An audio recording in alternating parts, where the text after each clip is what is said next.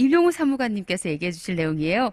캐나다 퀘벡도 AI를 비롯해서 또 이런 IT 쪽으로 굉장히 강한 역량을 보여주고 있단 말이죠. 데이터 기반 정책에 대한 내용 발표 지금 시작합니다.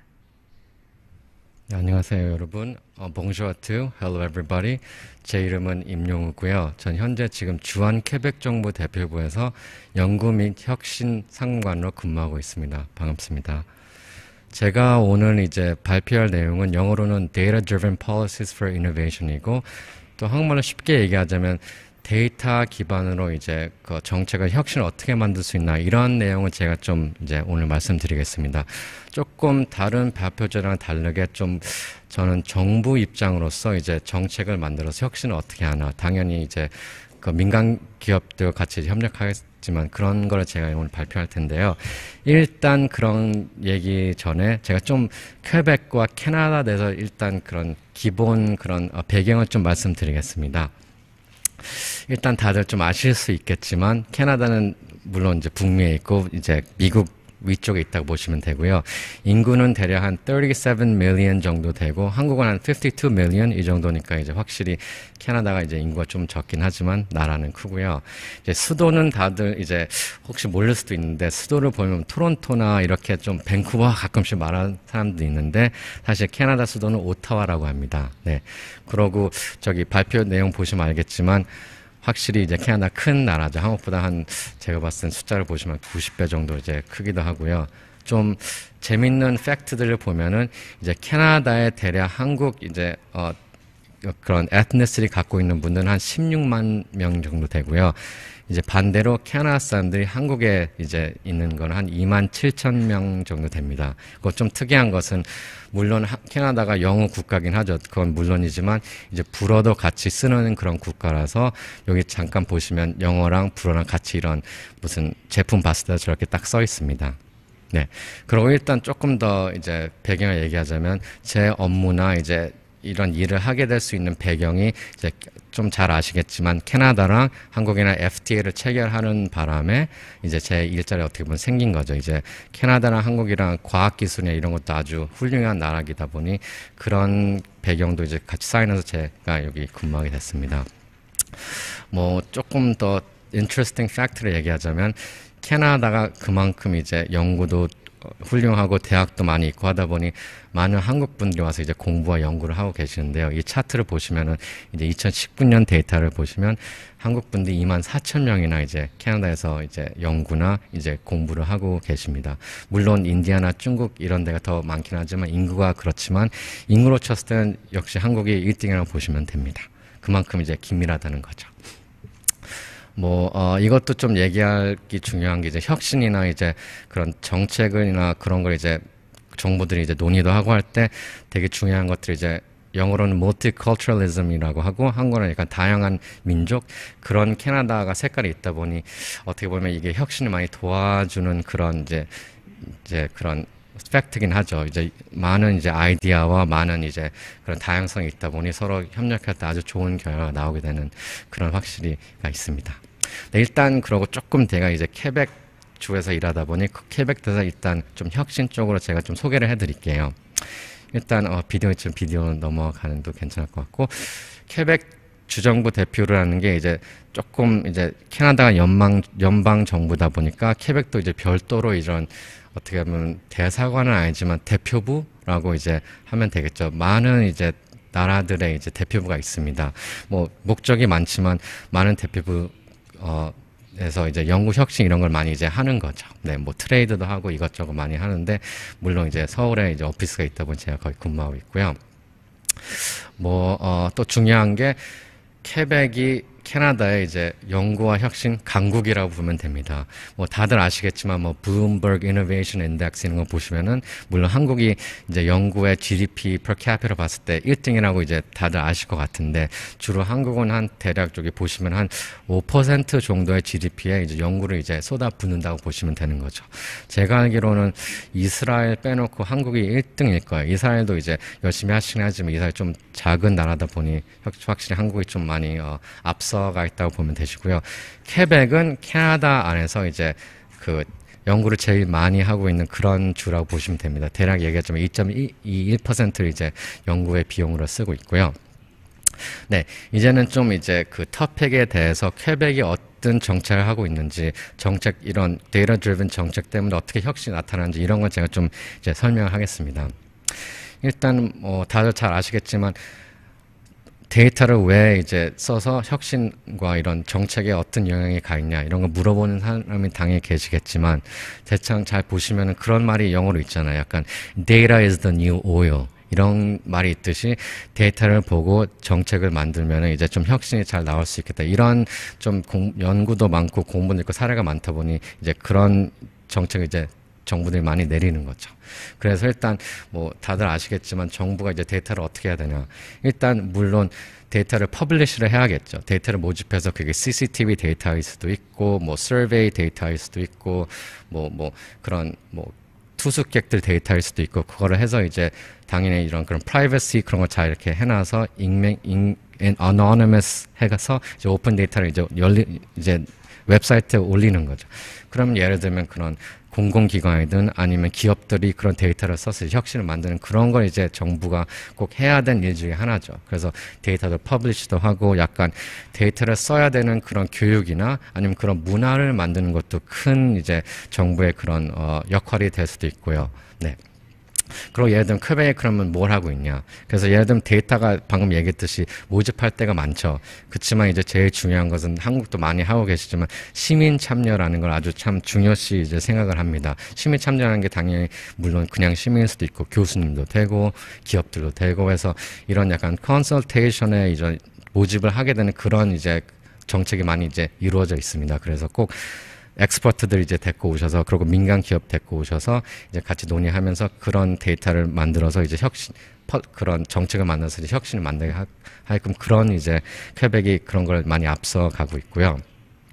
또 되게 중요한 게 물론 혁신 뭐 정책 이런 것도 중요하지만 진짜 혁신이 이루어지려면은 이제 연구자나 그런 엑스퍼트들을 살기 좋게끔 만들어야 되지 그런 혁신이 좀 나온다고 그런 정책을 우리가 많이 믿고 있어요. 그래서 좀 예를 들면 집값이 너무 비싸거나 좀 이러면 좀 힘들 수 있으면 딴 데 갈 수 있다 보니 그런 현황이 또 영어로 brain drain이라고 하는데 이제 몬트리올이나 퀘벡, 캐나다도 물론 그렇지만 아주 뛰어난 그런 exceptional quality of life라고 이제 보시면 되겠죠. 그래서 막 몬트리올 이런 데는 best student city 이런 1등에 많이 이제 뭐 선정된 것도 있고요. 네, 그래서 혁신이 중요한 게 이제 그런 연구자나 혁신 자연스럽게 나오게 하려면은 이제 그런 quality of life가 아주 좋아야 된다는 걸 제가 강조를 하고 싶었습니다.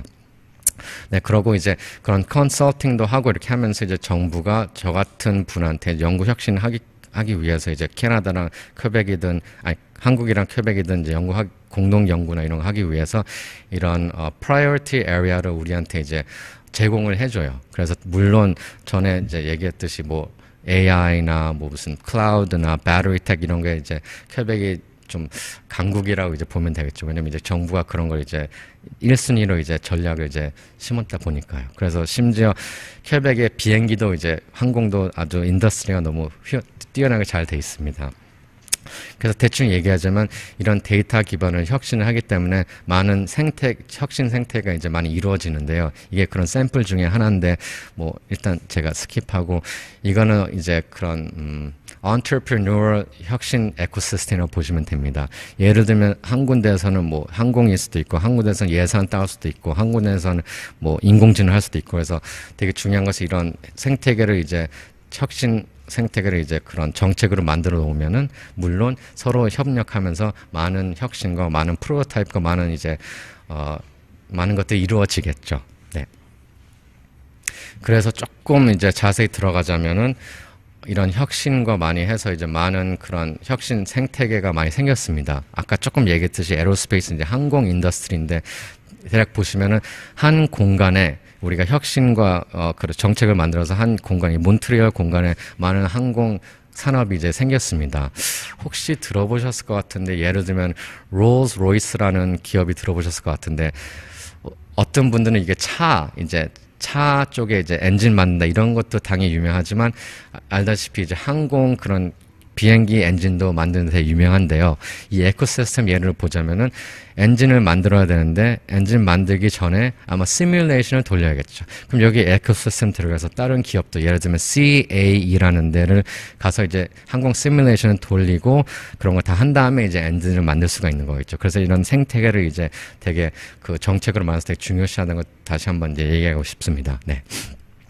그리고 라이프 사이언스, 바이오텍 이런 것도 이제 유명하게 이제 생태계가 만들어져 있는데요. 뭐 크게 제가 뭐 얘기 안 하겠지만 한 가지 얘기하자면은 요즘에 이제 코로나 시기이기도 하다 보니 좀 유명한 그런 생태계가 만들어서 유명한 기업들이 많이 이제 정착돼 있죠. 몬트리올. 예를 들면은 파이저라고 아마 들어보셨을 거예요. 아마 백신 맞으셨을 텐데 그런 기업들이 이제 몬트리올에 와 계십니다. 왜요? 왜냐면 이제 생태계가 너무 잘 만들어져 있어서 대학들과도 협력도 잘하고 기업들도 예산도 투입해서 하고 해서 아주 많은 혁신들이 일어나고 있죠.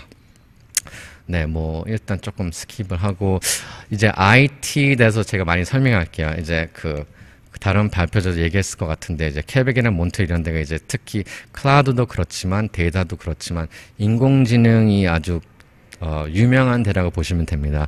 이 발표 이 PPT 보시면은 아마 보시고 계시는 분들이 이 기업들 좀 아실 수 있을 것 같아요. 뭐 구글도 그렇고 해서 많은 이제 어떻게 보면 world leaders들이 이제 퀘벡에 이제 와서 연구소나 아니면 사업이나 이런 거 같이 하고 있죠.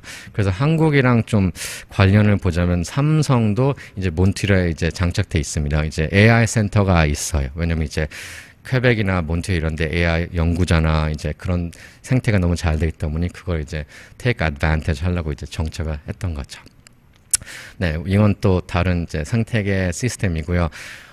한국도 그렇지만 부산도 그렇고 이제 스타트업이 우리가 봤을 때는 혁신이다. 이걸 확실히 좀 이제 많은 정책들이 일어나다 보니 이런 행태가 생겨서 스타트업도 있고 액셀러레이터도 있고 뭐 리서치 랩도 해서 많은 혁신들이 일어나고 있습니다.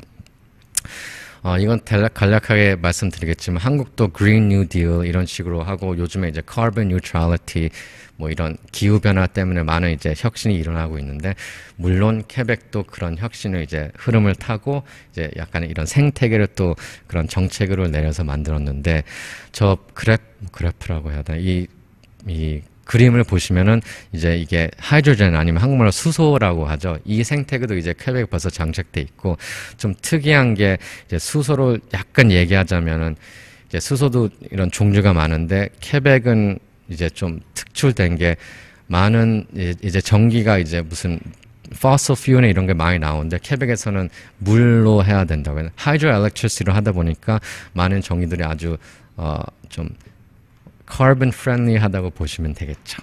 네. 그러고 이제 이런 생태계도 있고 이런 정책도 아주 훌륭한 퀘벡이 되다 보니까 이제 한국 기업들도 이제 아까 조금 얘기했듯이 몬트리올에 많이 장착이 돼 있습니다. 아니면 퀘벡이라고 얘기하면 되겠죠.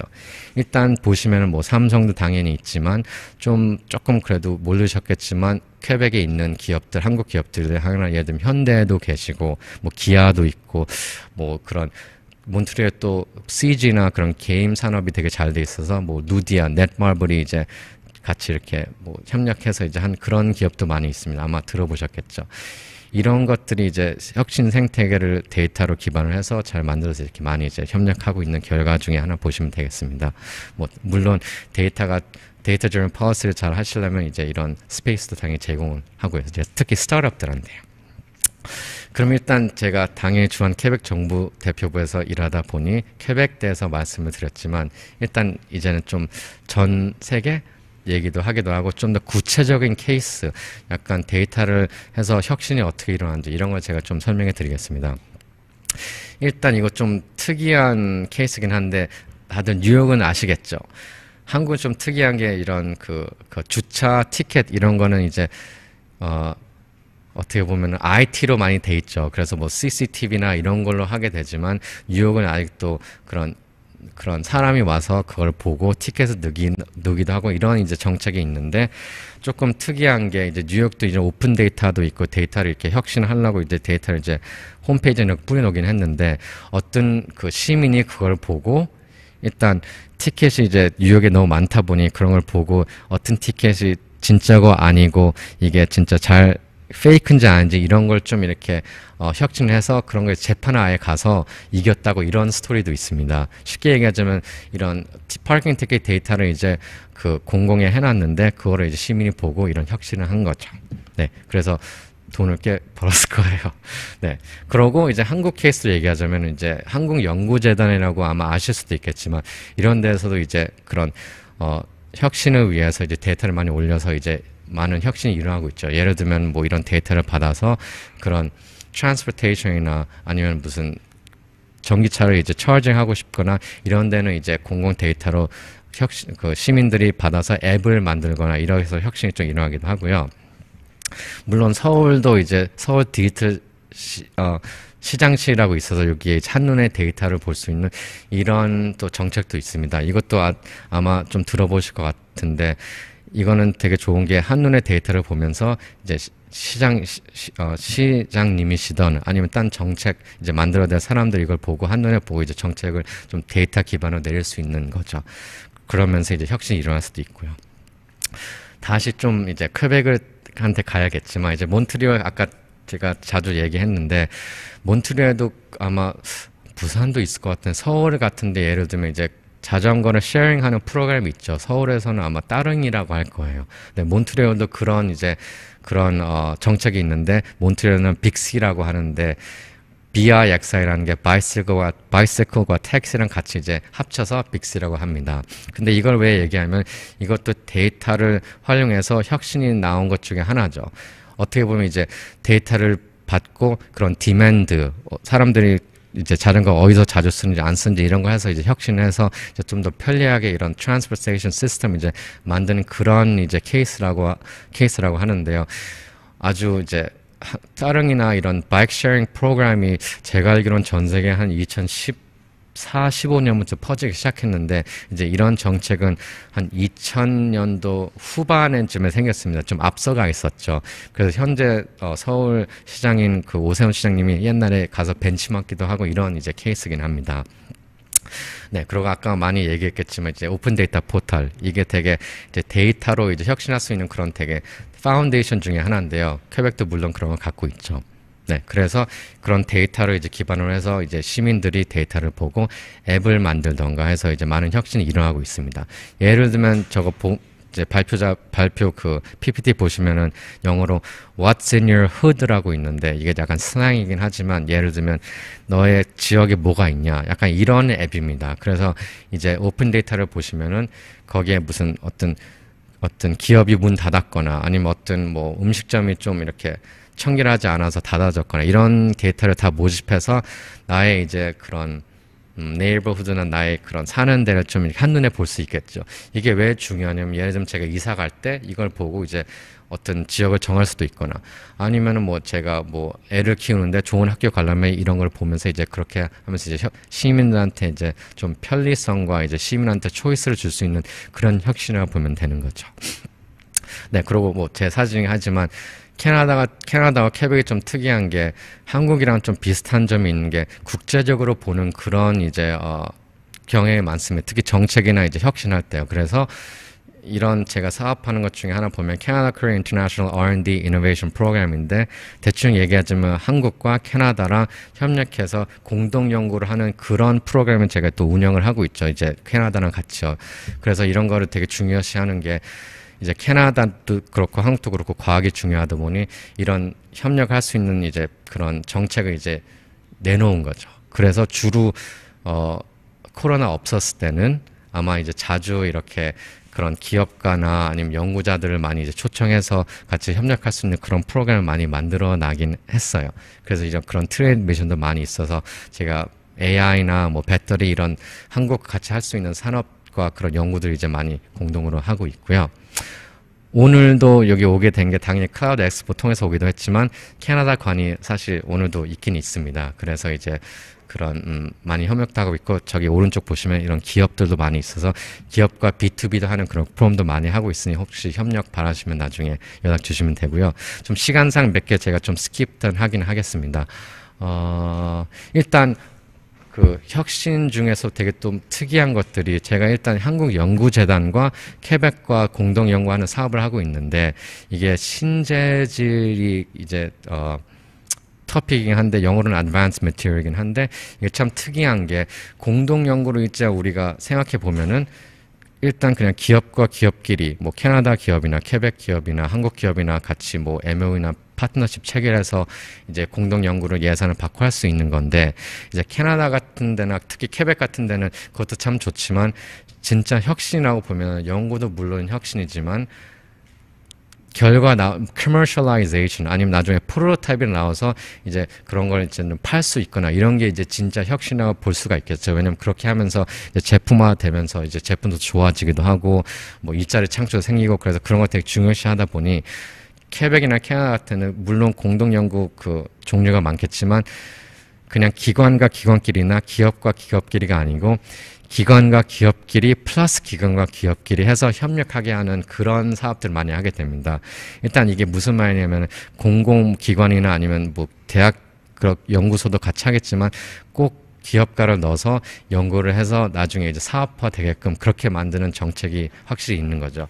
왜냐하면 데이터를 봤을 때 그냥 연구도 물론 훌륭하고 이렇게 발표도 할 수도 있고 뭐 협력도 되겠지만 나중에 이제 제품화돼서 하는 게 진짜 혁신하고 데이터가 나오기 때문에 이런 이제 정책을 케벡도 그렇고 한국도 좀 그렇지만 캐나다 이런 거 되게 앞세우는 그런 정책 하나라고 특이하게 보시면 됩니다. 네. 그러고 좀 제가 좀 또 특이한 이제 크리에이티브 인더스트리라고 그런 데 소개하고 싶은데요. 크리에이티브 인더스트리라고 하면 약간 그런 뭐 문화에 대한 그런 테크나 이런 걸 좀 이렇게 같이 하고 있는 그런 이제 산업이라고 보면 되겠는데요. 아마 그 관객들 보시면은 영화들을 많이 봤을 것 같은데 뭐 당연히 영화 끝나고 집에 가는 분도 많이 계시겠지만 영화를 다 보고 나중에 크레딧 그 끝에 보는 분도 많이 계실 거예요. 근데 그런 거 좀 자주 본 사람들 계시면은 끝에 보면 꼭 저기 사진 보시면 꼭 이렇게 나와 있어요. 막 퀘벡, 막 텍스 크레딧, 막 정부 이름이 웬만큼 많은 영화들이 들어가 있어요. 아마 뭐 마블 영화들 많이 보셨을 것 같은데 그런데 보시면 꼭 끝에 이렇게 돼 있죠. 근데 이게 뭐냐? 이게 어떻게 보면 그런 데이터를 이용해서 그런 혁신 그런 거를 만든 것 중에 하나인데 케벡 정부가 쉽게 얘기하자면 이런 기술과 이런 업체나 이런 일들을 이제 케벡 기업한테 끌어오려고 그런 텍스 크레딧을 주는 거죠. 어떻게 보면 세금 그런 혜택이나 아니면 좀 그런 지원을 많이 해주는 그런 이제 그런 시스템이나 그런 정책이 있습니다.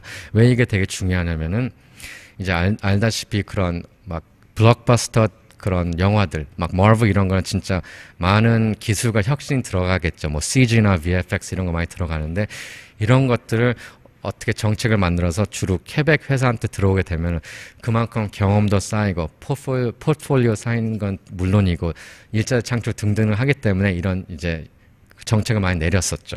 그래서 좀 결과를 보시면은 일단 한국이랑도 그런 정책이 맺어져 있습니다. 그래서 예를 들면 한국 영화를 만드는데 거기에 뭐 퀘벡이 이제 CG나 이런 VFX나 아니면 퀘벡이나 몬트리올 오셔서 아예 필름을 한다. 그러면 이런 혜택이 정책이 많이 있어요. 예를 들면 30% 그런 텍스 크레딧 주거나 이런 정책이 이제 아예 그런 협력이 한국이랑 돼 있습니다. 그래서 퀘벡이나 뭐 영화나 드라마를 말씀하시면 아마 다들 대략 아실 것 같은데 그 한국말로 도깨비라는 드라마도 이제 퀘벡에서 이런 식으로 해서 찍었고요. 그래서 딴 유명한 영화들은 뭐 엑스맨이나 뭐 스타워즈 이런 것도 찍거나 아니면 그런 CG를 이제 몬트리올에서 이제 하게 된 거죠. 이런 정책 때문에요. 그래서 몬트리올의 이런 CG나 뭐 크리에이티브 인더스트리나 게임이나 이런 그런 혁신 생태계가 아주 훌륭하게 돼 있습니다. 그래서 대략 보시면 여기 다 나와 있는데 뭐 아는 뭐 기업 좀 아시겠죠? 뭐 좀 게임하는 분들은 뭐 에펙 그 게임즈 이런 거 좀 아실 수도 있고 물론 구글, 마이크로소프트 게임 만들어서 좀 어디까지 있겠지만 그래서 이런 생태계가 있다 보니 아주 이제 훌륭한 많은 일들을 할 수도 있겠죠. 그래서 혹시 다음에 영화를 보게 되시면은 뭐 한국 영화는 모르겠지만 그런 좀 스케일이 막 헐리우드 스케일 그런 영화를 보시면은 아마 끝에 퀘벡 보시면은 퀘벡이 아마 나와 있을 겁니다. 네. 그래서 퀘벡이 약간 이런 식으로 나가는 거죠. 왼쪽 보시면은 위에 파리인데 결국 보면은 몬트리올에서 찍은 거고, 약간 파리의 풍으로 이제 몬트리올 찍었고, 뉴욕도 몬트리올에서도 가능합니다. 그래서 많은 영화를 이제 몬트리올과 퀘벡에서 찍게 됐죠. 왜냐면 이런 생태계 때문에. 근데 이런 게 다 정책 때문에 일어날 수 있는 그런 일이라고 하면 되겠습니다. 네, 감사합니다. 정말